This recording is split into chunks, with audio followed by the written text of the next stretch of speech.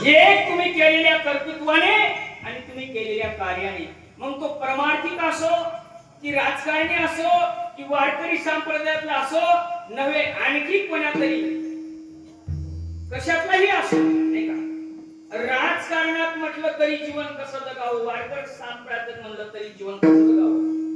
मला अट्टहासाने सांगा वाटते मी कोणा पक्षाचा नाही, मला काही घेणं देणं नाही, पण राजकारणात जर म्हटलं तर जीवन कसं जगावं हे आदरणीय कळमनुरी मतदारसंघाचे आमदार संतोष दादा बांगर यांच्याकडनं शिकावं. एका मतदारसंघापुरता मर्यादित नाही हा आमदार, जिल्ह्यापुरता नाही, मराठवाड्यापुरता नाही तर अख्ख्या महाराष्ट्रासाठी तो 24 तास रस्त्यावर असतो. मतदारसंघातल्याच व्यक्तीने नाही तर कुठच्याही व्यक्तीने फोन केला, साहेब आमची आई मरणाच्या दारात आहे हो, या माणसानं लगेच तात्काळ त्यांना मदत करावी.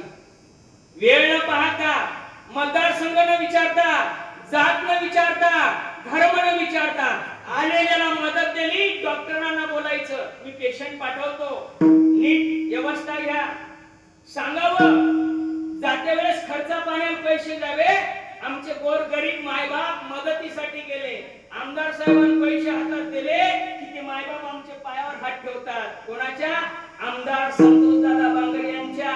तो माणूस पायावर हात ठेवू देत नाही, पण गेलेल्या गोर गरीब मायबापाला आपल्या डोक्यावर हात ठेवला तर नाही म्हणत नाही.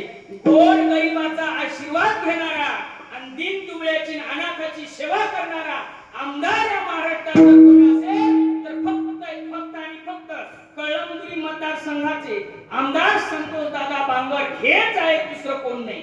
आता सेलू तालुक्यातून एक फोन आला आमच्या दादांना, दादा असं एवढे बिल झालं, त्यांनी सांगितलं लगेच एवढे पैसे घेता आपला पेशंट मयत झाला, काढा बाहेर. मला सांगा कोण आहे असं? मी तर सांगतो महाराष्ट्रातील प्रत्येक तालुका स्तरावर, जिल्हा स्तरावर जेवढे लोकप्रतिनिधी असतील, खासदार असतील, आमदार असतील, या महाराष्ट्रातल्या खासदारांनी, आमदारांनी, राजकीय लोकांनी आदर्श घ्यावा तो फक्त आणि फक्त संतोष दादा बांगर यांचा. मग असे माणसं कर्तृत्वानं आणि कार्यानं शिल्लक राहतात. मग जीवनात कोणतं क्षेत्र असो, कार्य आणि कर्तृत्व चांगलं असलं पाहिजे.